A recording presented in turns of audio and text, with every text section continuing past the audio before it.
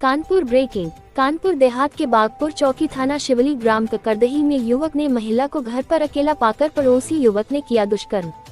कानपुर देहात के ककरदही पोस्ट बागपुर थाना शिवली सौरभ तिवारी की पत्नी संतोषी के साथ पड़ोसी युवक मानू शुक्ला पुत्र रमेश शुक्ला ने घर में अकेले देखकर घर में घुसकर मुंह दबाकर दुष्कर्म किया और धमकी दी। जब महिला किसी तरह उसके चंगुल से आजाद हुई तो जोर जोर से चिल्लाकर अपने सगे देवर जो पड़ोस में ही रहता है भाग कर आया तो पड़ोसी युवक मानू शुक्ला धमकी देता हुआ चला गया कि अगर किसी को भी बताया तो तुम्हारे परिवार को फंसा कर बर्बाद कर दूंगा। देवर ने जब पुलिस को सूचना दी तो पुलिस ने तुरंत पीड़िता को थाने जाकर अपनी रिपोर्ट लिखाने के लिए कहा। ये घटना दोपहर 2 से 3 बजे के करीब की है। जब पीड़िता थाना शिवली गई तो उसे थाने में ही बैठने को कहा गया, किंतु रात 9 बजे जब पीड़िता ने चिल्लाकर कहा तब जाकर रिपोर्ट दर्ज की गई। मेडिकल फिर भी नहीं कराया गया।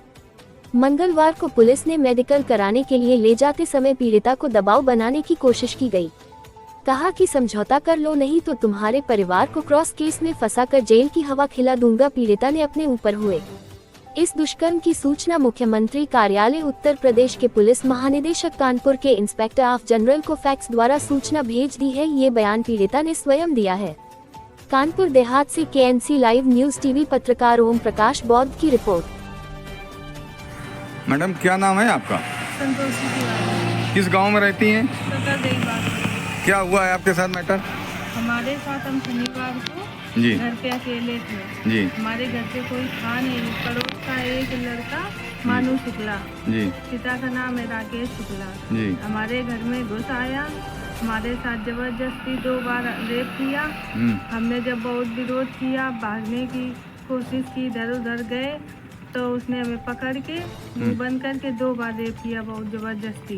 हम जब चिल्लाए तो उस घर, मेरे 2 घर हैं, तो उस वाले घर में देवर और देवरानी सास रहती हैं। तो उस घर से देवर दौड़ के आया। जब तक वो आया तब तक वो मानू शुक्ला भाग चुका था। और भाग के बाहर जाके गाली दे रहा था कि अगर तुमने पुलिस या कहीं पे गई तो हम तुमको जान से मार देंगे। गाली चलौट करते हुए वहाँ से भाग गया। तो आपने इसके विषय में पुलिस को सूचना दी थी? जी हमने पुलिस को सूचना दी थी। पुलिस आई थी हमारे पास। 112 नंबर पे हमने कॉल की। 112 वाले आए तो उन्होंने कहा कि चौकी जाओ। तो हमने कहा चौकी में मेरी कोई चिंता नहीं है। बोले थाने जाओ। हम थाने गए, शिवली थाना। शिवली थाने में गए तो वहाँ पे हमें 3 घंटे ऐसे ही बैठा ले रहे। बोले कि अभी रुको, थोड़ी देर में लिखेंगे FIR।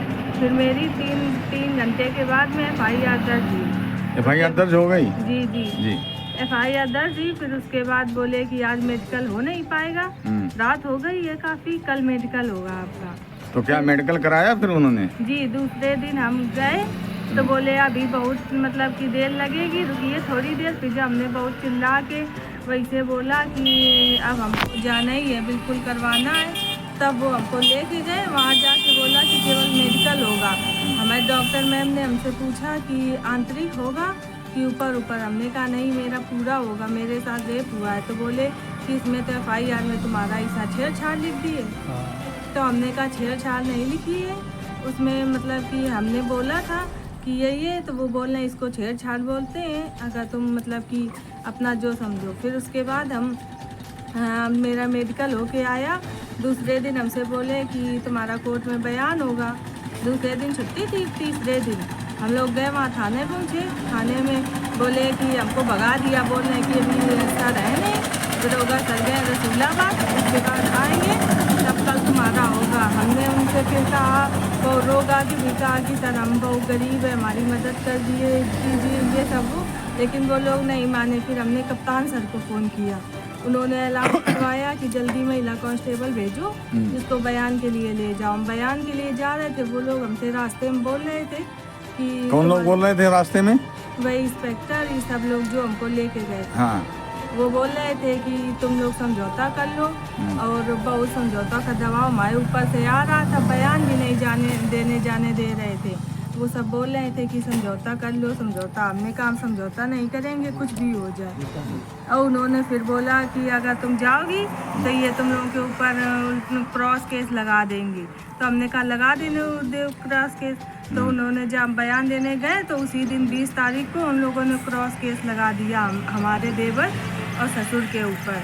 जबकि मेरा देवर मेरी गवाही में है और मेरे ससुर को लिखाया गया कि 5:30 बजे वो आके गाली गलौज कर रहे थे, जबकि मेरे ससुर ड्यूटी पे थे, जैनपुर में ड्यूटी करते हैं। वहाँ से 5 बजे छुट्टी होती है और जैनपुर से बागपुर आते आते कम से कम 1-1.5 घंटे लगते हैं। उन्होंने 1-1.5 घंटे पहले ही लिखा दिया कि 5:30 बजे आ गए, वो गाली गलौज कर रहे हैं। फिर मेरा वहाँ जो बयान हो के हम घर आए हैं। घर आने के बाद आज तक पुलिस ने आरोपी को गिरफ्तार नहीं किया है। नहीं किया है? नहीं, वो घूमता है। हम लोग जब घर जाते हैं तो वो हंसता रहता है और हमको जान से मारने की धमकी देता है कि जाओ तुम लोग क्या करवा लोगी।